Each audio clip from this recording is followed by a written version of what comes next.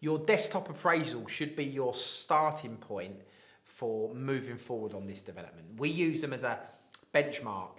You know, we know our numbers we wish to hit as a developer, as a project. We'll know the profit margins we want, and we know how much we want as a GDV target. So very quickly, we'll run all of the key metrics of the development site that we're looking at through a desktop appraisal to get a yes or a no as to whether or not we move forward. And this should be how you act as a developer. You should be looking to do these desktop appraisals fairly quickly and fairly fluid. And if you're working in one sole area and you understand your numbers, you understand how to calculate the figures involved, you can do these pretty quickly.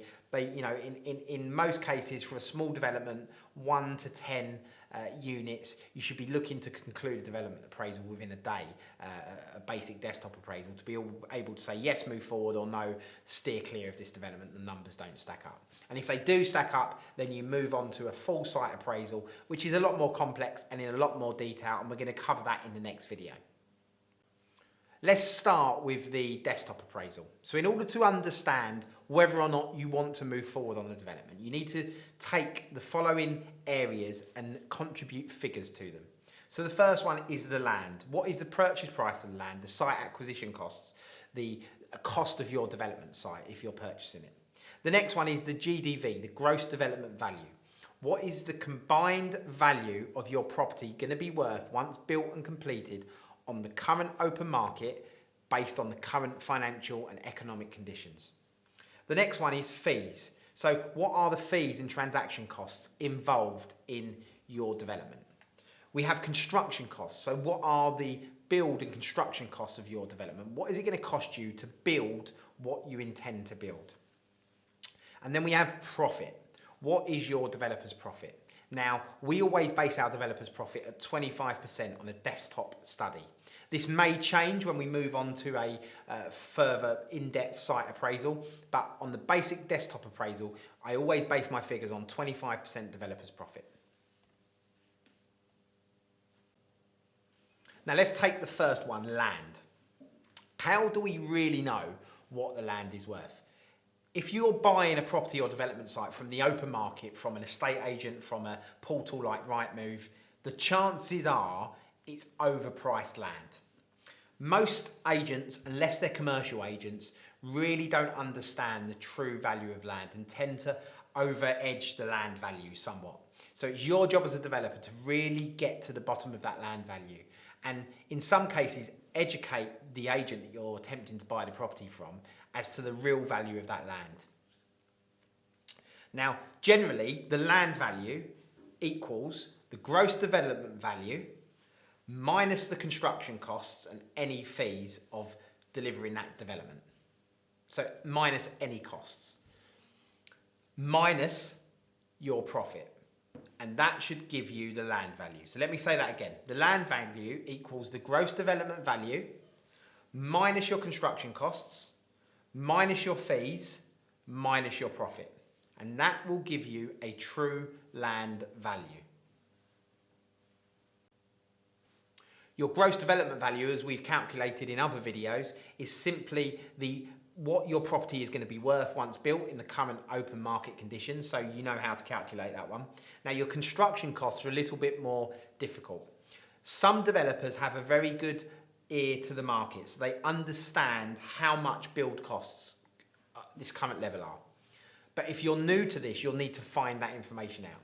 So I suggest you firstly understand your overall square footage of what you intend to build. This can be calculated by your architect, or you can see another video of how to calculate square footage in this video series. But you need to understand the total figure of the area you intend to develop. You then need to speak to some contractors, speak to 3 local contractors, 4 local contractors, and really get an idea and ask them how much per square foot they are delivering units similar to yours for in your area. The other option is you go to a quantity surveyor who will most likely charge you a fee, but in the first instance, they may be able to give you an indication of build levels in your area. Or you can use a pricing service.